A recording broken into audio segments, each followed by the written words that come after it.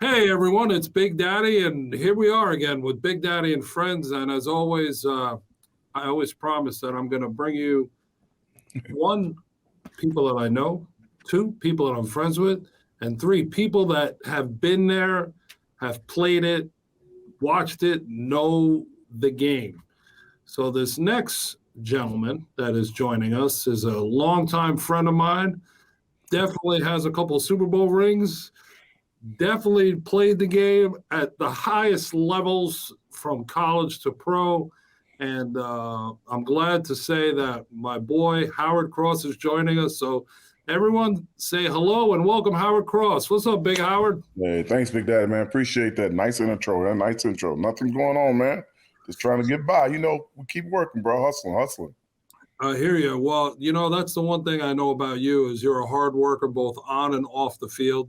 Even after your career, you're still working hard at your commercial real estate space. And Yeah, man. also Wakefield, yeah, the TV and commentating space. absolutely. Hey, So the more we can do, man, the more we can do. exactly. So just for, obviously I'm well aware of your history and know you very well for all these years now, but give the fans an idea of, like, obviously, you played football in college, you played at the NFL. So talk a little bit about both of those. Growing up down south, I'm from Alabama originally. Grew up on a farm in a small town area kind of atmosphere. Was I guess you would say, a three-sport athlete, probably a four-sport athlete from a small town, straight A student, from just trying to figure out what I was going to do because, in case people don't know, farm life, which kind of is the backbone of the country, is really hard life. And if you don't want to work on a farm for the rest of your life, you need to go get a degree. Even if you get a degree, sometimes people work on their farms. I shouldn't say that. But in my case, I was trying to get off the farm as quickly as possible. So, the options for doing things became, first I thought I wanted to be an astronaut. I figured out I was too tall for that eventually. Then I went from that to, like, all right, well, what am I going to do? Am I going to play baseball? Am I going to run track? Am I going to play basketball? Am I going to play football? And football was the first scholarship offered coming out of school, meaning time wise. I think they offered their scholarships in early February, and everybody else was kind of, you get your scholarship offers, like, I think it's February. Back then it was February, March, all the way through June for the last group of sports. And I'm like, I'm not waiting for that. I'm gonna take the first one I can get. And being recruited by, like, a lot of schools in the nation to play a lot of different positions on the football field. I just kind of, like, went through a lot of the depth charts and figured out who had the fewest at one position. And at the time when I was looking, Alabama had one tight end. So I was like, this might be my school. So I went to Alabama to play tight end. Had fun, had a great career, played with people like Derek Thomas, God rest his soul, Bobby Humphreys, Cornelius Bennett, Big John Hand, Larry Roberts, a whole host of guys. I could keep naming guys. Kerry Good. Um, we just had a lot of guys. Mike Shula, just a lot of guys that were in the league with me, a lot of guys that were in the league around me. Just Pierre, Clyde, and Chris Good, all the Good brothers that all played in the NFL. Had a lot of guys from my class went to the NFL. A lot of guys after my class went to the NFL. We just had thank God we just had a really good group. We left there. I get drafted to the Giants. Wasn't really expecting to be, like, drafted. Wasn't doing the football thing too. Not like a lot of kids. I didn't go to school thinking, like, I want to be an NFL player. Like, and you'll know this, Big Daddy. I don't know how it was here in this part of the country, but I was playing football in high school and before there was, quote unquote, ESPN. Yeah. So in the early '80s, I was playing football in high school and in college before there was like Google and you could look us up on the internet. People were still using the newspaper clippings to track our lives back then. So I never knew or wasn't really keeping up with any publications. And I remember we started watching ESPN. It was cool to see the sports highlights, but it wasn't really the 24-hour news cycle like it is today. So that was kind of cool. You get drafted, you're like, all right, I'll go do that, try that for a little bit. Wind up staying here for 13 years and haven't left. Well, I could say that's very successful, my friend. Yeah. And I can relate to you saying there wasn't ESPN, so everything was like you had to read it in the newspaper, Yeah. and then all of a sudden here comes the ESPN, and you're like, wow, like you're getting to see what football is in other parts of the world, and Yeah. I've been fortunate enough. Obviously I've traveled all over this country, and I've seen where I was in high school, we had 100 people was a lot of people. Then I go to DeSoto, Texas, and there's 15,000 people in the stands, and I'm like, wow, like I was scared. I've never seen so many people at a high school game. Yeah, it was Friday night lights are big down south, man. It's crazy. They shut down towns to play games in high school. No, and then what was funny was I lived in Pittsburgh for a while, and Fridays the car dealerships close at 3 o'clock for that reason, so that they don't miss Friday, because they know they don't want to miss football, and they know there's no customers after 3 o'clock because everybody's out watching football. So I definitely have an understanding of how that whole plays into it. Yeah. So now here you are. I get to see you every Sunday, most of the time. You're calling games from the sideline, giving your views, giving your opinions, and obviously it's always great when it's a hands-on person. Like when I tell people, you can't be a chef if you've never been a chef. Exactly. And you get people that they put in those positions and they really shouldn't be there, and they don't have an understanding for whatever the reason is. But at least when you get an opinion from you, or you're calling the game, the action and whatnot, you're getting it from someone who's done it, and I think that's really very key when it comes to that. I mean, it's important that people have an understanding of, if someone's teaching the game, that the guy has been a teacher and also been a student at the same time. I think it's cool because you listen to Bob and Carl. They do the play-by-play and the color from the booth. That they're asking me to give a perspective from the sideline of what I'm seeing, not just like, oh, they're so upset, or they're so happy, or someone's mad or whatever, but like what I'm seeing on the field. If it's like the angle the back should be taking, hey, look, Saquon's doing a great job, but if he really presses that outside shoulder, if you notice, he'll do this. And Carl's like, yeah, that's right. Or if someone's coming on the blitz and like, okay, he's doing a good job, but he's got to he can't stop his feet in the hole. He's got to keep going through, follow through to the play. And then Carl will follow up on it because, he has the advantage of having not just the bird's eye view looking down at the all 22, but he also has the advantage of having a replay screen right in front of him. So if we were doing it on TV, it would even be better. He could circle it and talk about it. But from the radio standpoint, we're trying to keep up and give the game perspective from how we're seeing it. And I give it from the exact angle from a field level. You can see a lot more of the actions and the angles sometimes from where we're standing on the field. And, look, I may sound a little biased, but I think the three of you guys do an outstanding job. I mean, Thank you. Your consistency it's been there, and it'll be there for a long time, and it's great. And, and in regards to Carl, I've had him on the show, and I've also had Bob now. So now I've had all three is on here with me, and I'm using proper English, all of you, alls. But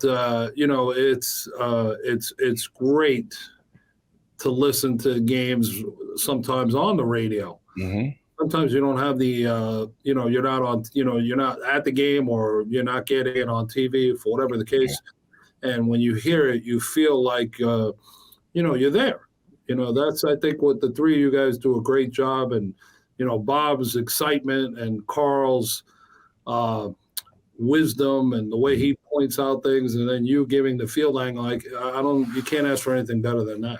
No, I think everybody they have a great job. Bob does so much broadcasting, not just with the Giants. He does a golf network and several other things. He's very progressive. He's got his podcast. He's got he and Banks do one together as well. I think he has he's live streaming constantly. So Bob's really putting himself out there constantly. Banksy does a great job. It's very intelligent and very great dialect for how he explains the game.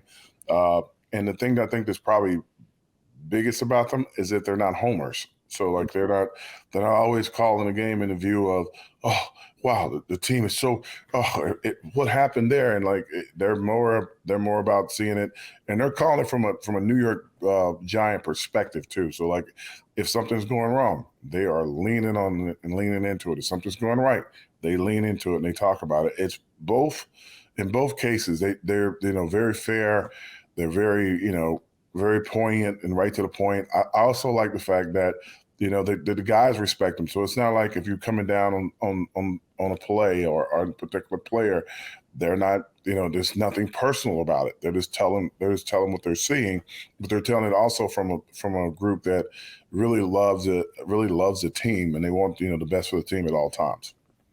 Yeah, I agree with you 100%. And the one thing I want to point out is in regards to Carl. I hope that we are all in Canton, Ohio one day to see him get a gold jacket.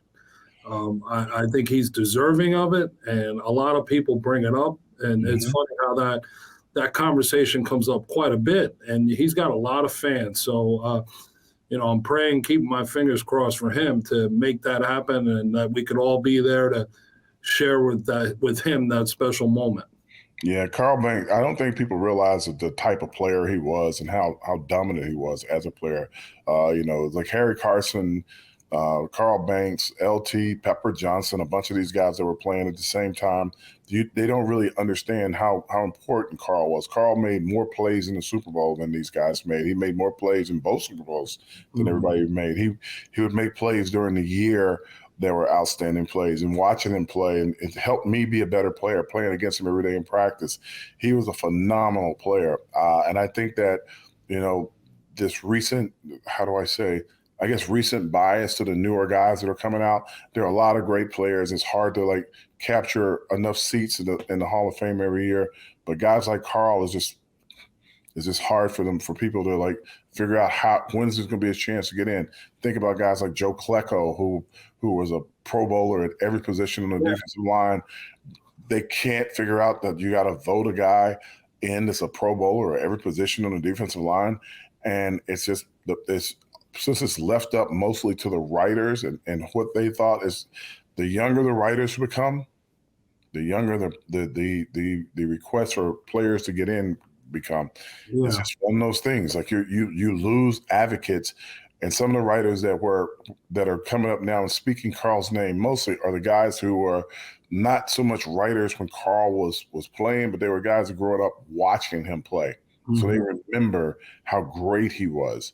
And now, even with the current players and what's going on in the league today and how they play the game today, they're like, hey, look, but there's still there's nobody in the league like a Carl Banks at 6'4", 6'5", that could play and run like that. They're just not got if Carl was playing today, Carl would have his hand in the dirt rushing off the edge. He wouldn't have been a linebacker. He'd have been a defensive end. Him and LT. So the world changes quickly. Guys they're trying to make guys quicker than faster, but there's also they're a lot smaller than people realize when they're playing. So now you have a son playing college football. Talk a little bit about that. It's one of those things where I have twins, so my twins are everything. I didn't become a coach. I didn't work in the front office. I didn't do anything football related because I wanted to make sure I had freedom to be around my kids and make sure I could see them in every stage of them growing up. My daughter, God bless, is a academic scholarship at the University of Alabama. She turned out a lot of schools to go to Bama. I think her last interview was with Coach Saban, which was kind of cool. And my son, accepted a football scholarship to the University of Notre Dame. So, between the two of them, I got two rock stars. And my son is, people ask me all the time, do you miss playing? Do you miss playing? Do you miss the game? I'm like, yeah, no, not really. I get to watch my son play. So that's twice as 200 million times more satisfying watching someone that you love that much play than it is you playing, and 200 million times more aggravating watching a bad game if something goes wrong, or you're exhilarated when things go right. So I happened to be at South Bend when they beat Clemson, so it's wow, this is crazy atmosphere. It went from this, I've always had my I admired Notre Dame for whatever Notre Dame was. I went to Alabama, so I'm like, they're not like Alabama. But watching them play against Clemson, at that time a top 5 team, and beat Clemson, the place was electric. So that you'll never forget moments like that, watching your kid play and have plays and make plays in the game on top of that. Yeah, yeah. I mean, they started off a little rough there, and then excuse me, they've kind of turned it around, and having a signature win like that helps them, you know, at least work towards a big, nice bowl game. Yeah, New Year's Day, you know. So we'll learn a lot about their bowl game after this weekend. I think they play SC this weekend, the big rivalry game, and SC is also a top 10, almost top 5 team. So if they beat SC, then they'll affect they will affect the outcome and the futures of a lot of college teams. They'll affect the Ohio State-Michigan game, because the loser of that game, if it's Ohio State, will say, hey, look, we beat Notre Dame this year, so we have a quality win. It'll affect TCU. If TCU has a loss, then Notre Dame beating SC will really either raise TCU's views of the league and then maybe able to save them and keep them in the playoffs, or it may just knock them out completely. It could actually bring Alabama back into the picture, Notre Dame beating the SC. So, it's going to be very interesting to see what happens this weekend when Notre Dame plays SC. So we'll talk a little Giants real quick. Obviously we had Joe Shane on the last show, and all the fans. It's funny how obviously in July and August you're like, oh, what are the Giants? Oh, the Giants. But then all of a sudden, here the Giants are in a position where they're winning, and it's caught a lot of people by surprise. And for me, I don't look at it as a surprise. I just look at it as a team that's playing over their heads, scrapping, fighting, biting for every inch that they've gotten. And I see that as obviously change of formula. Obviously, new head coach, new GM, new attitude, new vibe in the building. I mean, it stems all the way down from the top to the bottom. And when I was at training camp, I remember someone saying that, Big Daddy, the mood is so different here that you could smell success. And I'll never forget. I won't say who told me that, but it was just to hear those words, and you see it and you feel it. Like you feel the vibe that you had, around 2011, 2007, like that. So Daniel Jones, I think he's an up-and-coming quarterback. I think he's done well, and he tries not to lose games. I mean, I think obviously he could run, so that helps. And just give me a 1-minute Reader's Digest version of what you think about this year so far and going forward. Well, first off, Joe Shane and Coach Brian Dable, they've done an incredible job. The way I look at it is that they were saddled with a team that the former GM thought, if I add these pieces, we should have a long playoff run. And unfortunately, the coaching he had and the pieces didn't quite work out. But they paid a lot of money to put themselves in positions to go to the playoffs, but nothing really worked out. So along comes Coach Daboll and Joe Shane. They have to figure out immediately, how do we reconcile what we have with this team from a salary cap standpoint, and what pieces can we add and what pieces are we going to lose as we try to put this together? And what I tell people all the time, and like it says, think of it like this. So if any of you have ever coached Pee Wee football, you would understand this. You have a collective group of players that are standing around, and you're looking at them and you're trying to figure out, okay, what can you do? What can you do? What can you do? All right, we're going to work with what we can do. And we're not going to go outside our perimeters. We're just going to keep working what we can do. And if we get good at what we can do, we'll add something. And that's basically what they did. Everybody's getting a chance to play. Everybody's enjoying it. It's not overly complicated, and they're having a lot of fun. And when you do that, everybody gets ice cream. So the 7 wins they have is the ice cream, and they're having a great time. All the parents, which are the fans, are happy. All the players are happy. The player that was the big time player last year, he can't figure out how to get it done. every time that he does something, everybody cheers for him. Every time he doesn't do something, like, man, I can't believe this kid can't make a play. That's exactly like what we watched when we were like standing on the sideline at a Pee Wee game. And they have found a way to make it energetic, fun. The only thing that they have to do is keep remembering that, hey, look, we're not there yet. We're not in a position to be a playoff team. We're not in a position to be a great, great team. We are a team in progress. And if you start thinking like we're better than we are, you'll lose a few steps of the progress. But so they're going to have to constantly work. The other thing that they're saddled with is they don't have a lot of depth. And I know that sounds weird because every week you see a new player on the field that was on a practice squad, either for the Giants or some other team, and they come in and contribute, but they don't have a lot of depth. They don't have superstars that are constantly making plays and then 3 or 4 stars after them that they can, lean on. And when they get to that point, it's when they're going to go to take that next step. The only problem the Giants have, I think, today is still they got to figure out the salary cap going forward because you have big contracts out there that are going to be either expiring or you're going to have to figure out, are they going to be on a team the following year? What's the cap hit going to be? You don't want any dead money on your cap. You want all money so you can use it to bring in players. And you got to sign guys. You got to figure out how we're going to sign Saquon, how we're going to sign Daniel, how we're going to sign Leonard Williams, how we're going to sign. So all the rookie contracts that are viable, we got to keep them viable. And everybody else you got to sign, how are you going to sign Love? Julian Love, like you got to figure out how to get all these guys or as many of them as possible back in the fold that you need and the ones you can build around. And then you got to keep everybody else kind of happy. The football, the NFL, of course, can best be described as you got to draft well because the rookie contracts are what will get you to the playoffs and make you have a sustainably good team. Because once you pay them once, that second and third payment time that you have to pay them is the time that guys start leaving for big bucks at other teams. Yeah.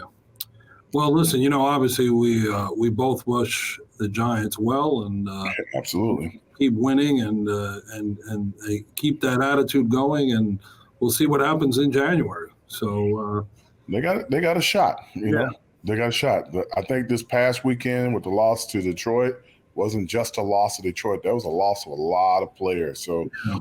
Hopefully this next man up and they can still keep pulling people from under rocks and stuff and putting them on the field and they can keep producing because they're going to need some bodies for the next few weeks. Yeah. Well, to everyone out there, let's, Howard, tell everybody where they can find you and follow you on your social media platform. Just me mostly is Howard Cross 87, Twitter. Same thing on Instagram. Just follow me. I don't really post a lot or do a lot because I got so many different jobs. I'm working all the time. So I can't really keep up with the social media. I think social media for me is mostly to see what my daughter and my son is doing. But I'll post every once in a while, especially when I'm having something really good to eat. I'm a foodie. No, really? What do you think I am, right? Exactly. I look at food and put on weight. I love to eat, man. Love it. Who doesn't? So, hey, listen, I look forward to the rest of the season, seeing you both socially and work-wise. And I appreciate you coming on. Thank you. It means the world to me. And you're one of my dearest friends. So happy Thanksgiving to you and your family as well. Hey, same to you, brother. Thank you, my brother. And we'll see each other real soon. To everyone out there, make sure you follow my man, Howard Cross. You want the game explained to you while it's going on? Tune into him because he will tell you. He will educate you and show you the way. So until next time, on Big Daddy and Friends, we'll see everybody real soon. Have a great day. And happy Thanksgiving to all the viewers and listeners out there, wherever you watch or listen to your podcasts. And be safe. And be safe. Yep, absolutely. Peace.